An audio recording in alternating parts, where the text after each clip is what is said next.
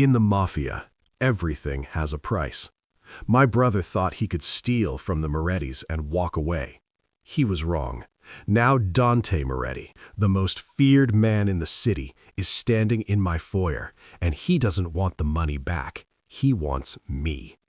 I was handed over like a common debt, but as the iron gates of his estate closed behind me, I realized Dante didn't take me to break me.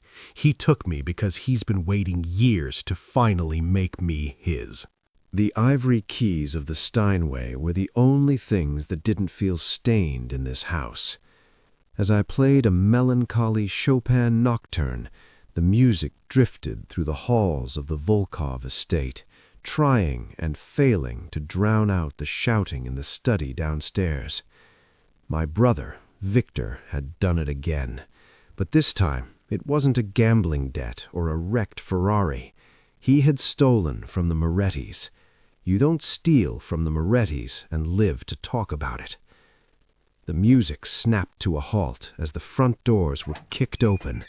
The heavy thud of combat boots on marble echoed like a death knell. I didn't run. I didn't hide. I stood up from the piano bench, smoothing out my silk shirt, and walked to the grand staircase. There he was, Dante Moretti. He stood in the center of our foyer, a protective alpha male draped in a tailored black suit that looked like armor. He wasn't yelling. He didn't need to. His presence alone sucked the oxygen out of the room. He looked up, his dark eyes locking onto mine with a predatory focus that made my heart hammer against my ribs. "Dante, please!" Victor was on his knees, begging. "I'll get the money. I just need a week." Dante didn't even look at him. He kept his gaze on me. "The money is irrelevant, Victor. You insulted my family. In my world, blood pays for blood." He gestured toward me with a gloved hand. "But I'm feeling merciful tonight. I'll take the boy instead." "What?" I gasped, my voice trembling. "I'm not a piece of property." Dante began to climb the stairs, each step slow and deliberate.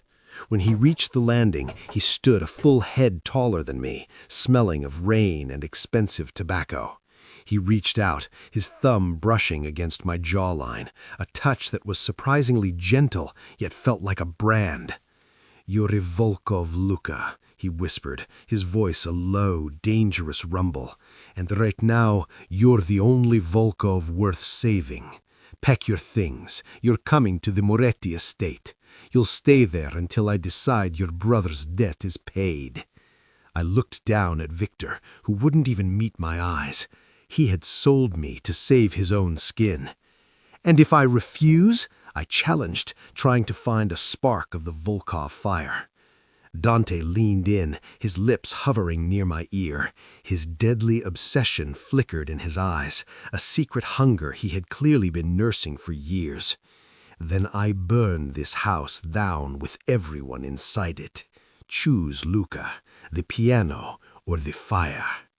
I chose the fire. The Moretti estate was a fortress of Gothic stone and iron. As the gates closed behind us, I felt the weight of my new reality. I was a prisoner, a trophy taken from a rival family to settle a score. Dante led me to a bedroom that looked more like a sanctuary than a cell. Velvet curtains, a private balcony, and, to my shock, a brand new grand piano in the corner. "Why the piano?" I asked, turning to face him. Dante stood by the door, his silhouette imposing against the hallway lights. "I've listened to you play from the street for 3 years, Luca. I didn't bring you here to rot. I brought you here to play for me." "You've been watching me?" "I've been waiting for you," he corrected. He stepped closer, his hand coming up to rest on the doorframe, effectively trapping me in the room. "The no-touching rules of the diplomatic councils don't apply here. You are in my house now, under my protection." "Is that what you call this? Protection?" Dante's eyes darkened.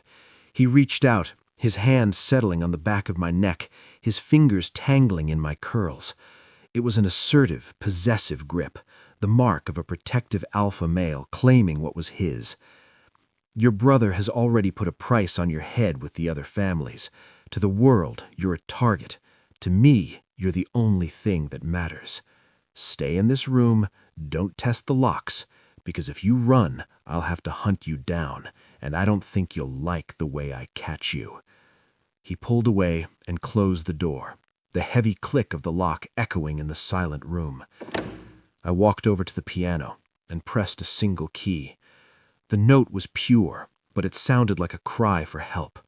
I was trapped with my enemy, and the worst part wasn't the danger. It was the way my pulse raced every time he looked at me. A week had passed, and the Moretti estate had become a strange kind of home. Dante was everywhere and nowhere. I'd wake up to find fresh lilies by my bed. I'd sit down to dinner and find my favorite wine already poured. He was courting me like a prince, while ruling me like a king. One night, the tension finally snapped.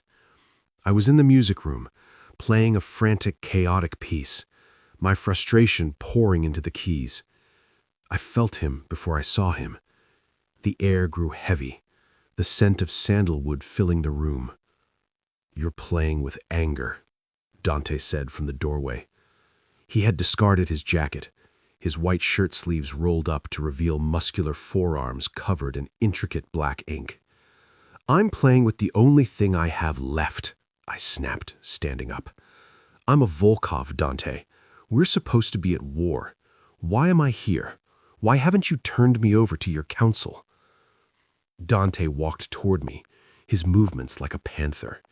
He didn't stop until he was inches away, his heat radiating off him. "Because the council wants you dead to send a message, and I want you alive to send a different one." "What message?" He reached out, his hand sliding into my hair, tilting my head back so I had to look at him. This was his deadly obsession in its purest form. That what belongs to Dante Moretti is untouchable. I didn't take you as collateral, Luca. I took you as an excuse. "An excuse for what?" "To keep you," he whispered. He leaned down, his lips brushing against mine. A tease, a promise, a threat.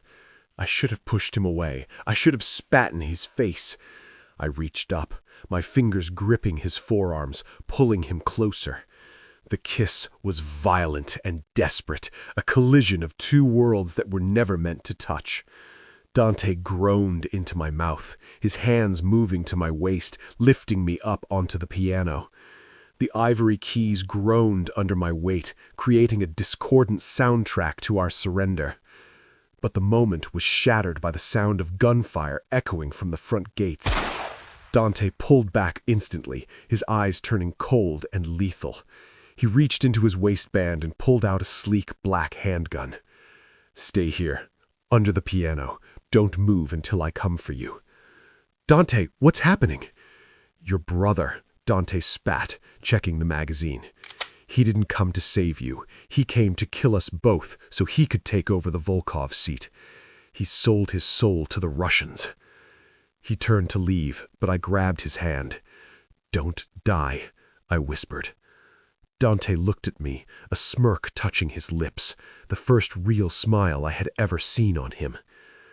"I can't die yet, Luca. I haven't heard you finish that song." He vanished into the hallway, and the house erupted into chaos.